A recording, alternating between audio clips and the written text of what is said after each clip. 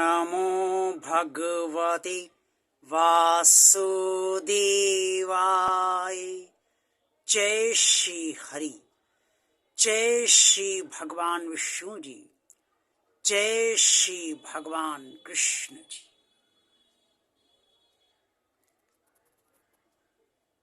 भगवान श्री कृष्ण जी ने कुरुक्षेत्र के मैदान में अर्जुन को इस मनुष्यलोक की वर्ण व्यवस्था, ब्राह्मण, क्षत्रिय, वैश्य और शूद्र के बारे में जिस तरह से समझाई है, उसको समझकर हम सबका अज्ञान दूर हो जाता है। और जो वर्ण व्यवस्था इस समय चल रही है, वो वर्ण व्यवस्था भगवान की बनाई हुई नहीं है। ये भगवान के कथन से जो उन्होंने अर्जुन से कहा है, वो स्पष्ट तौर पे हम सबको समझ जाना चाहिए। ब्राह्मण के बारे में, क्षत्रिय के बारे में, वैश्य के बारे में आपको 3 वीडियो के द्वारा लगातार आपको भगवान श्री कृष्ण की कृपा से मैं बता चुका हूँ। और आज मैं शूद्रों के बारे में बताने जा रहा हूँ कि भगवान श्री कृष्ण जी ने, जो परम परमात्मा हैं, जिनके सभी बच्चे हैं, सारा संसार जिनका रचा है और सारा संसार जिनका अपना है, उन्होंने शूद्रों के स्वाभाविक कर्म क्या बताए हैं। भगवान श्री कृष्ण जी ने स्पष्ट तौर पर अर्जुन से कहा, परिचर्यात्मक कर्म शूद्रस्यापि स्वभावजम्।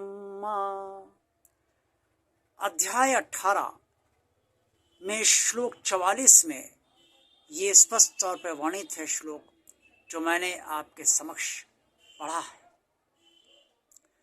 इसका अर्थ ये है कि सब वर्णों की सेवा करना ही शूद्रों का स्वाभाविक कर्म होता है। अर्थात शूद्रों का स्वभाव ही सेवा करने का होता है।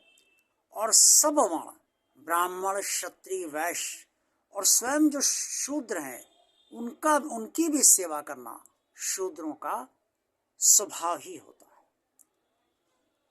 परमात्मा श्री कृष्ण जी ने सेवा का कर्म, सेवा का स्वभाव शूद्रों के लिए बताया है कि शूद्रों का स्वभाव सेवा का होता है। सेवा क्या है? यदि देखा जाए तो डॉक्टर की सेवा भी तो सेवा ही है। वो मरीज को देखता है, मरीज को ठीक करता है, मरीज का ऑपरेशन करता है यदि जरूरी ऑपरेशन होता है तो, और मरीज को छूता है, मरीज का ब्लड प्रेशर टेस्ट करता है, मरीज की हृदय की धड़कन सुनता है।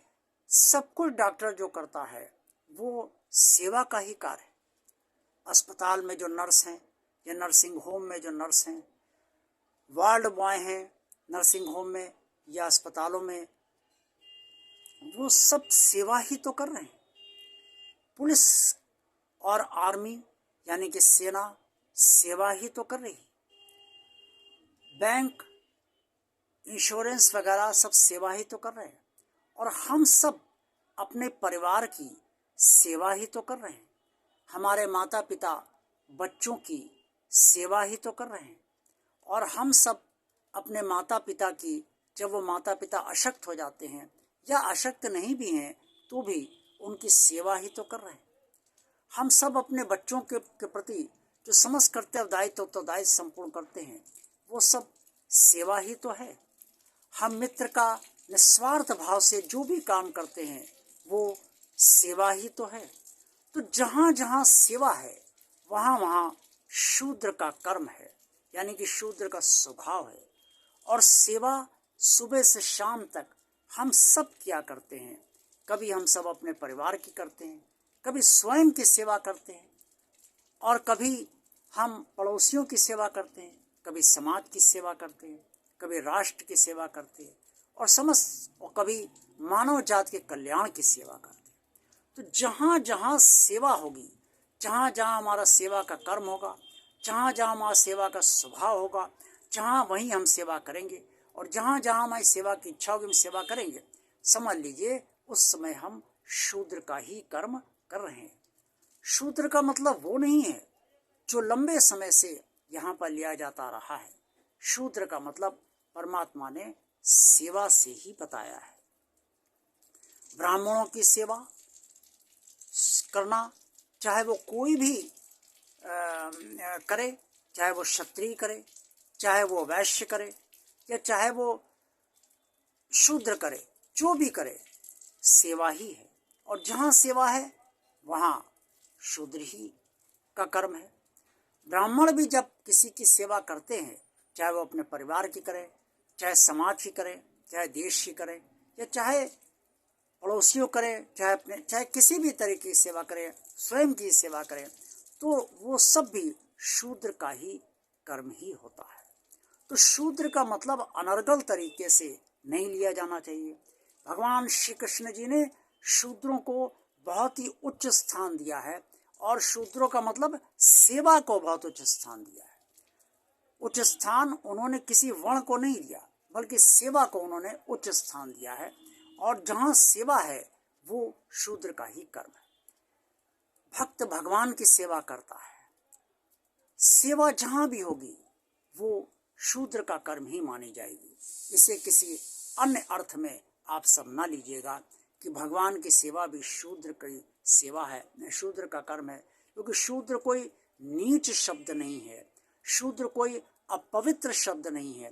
शूद्र बहुत पवित्र शब्द है, और वो सेवा का शब्द है। इससे जहाँ जहाँ सेवा हम सब करते हैं वहाँ वहाँ हम सब शूद्र का ही काम करते हैं। वैसे भी हमारा शरीर ऊपर से लेकर नीचे तक इसमें चारों ओर विराजमान है। हमारा मुंह ब्राह्मण है, हमारे हाथ क्षत्रिय, हमारा पेट वैश्य, और हमारे नीचे का धड़ शूद्र ही है।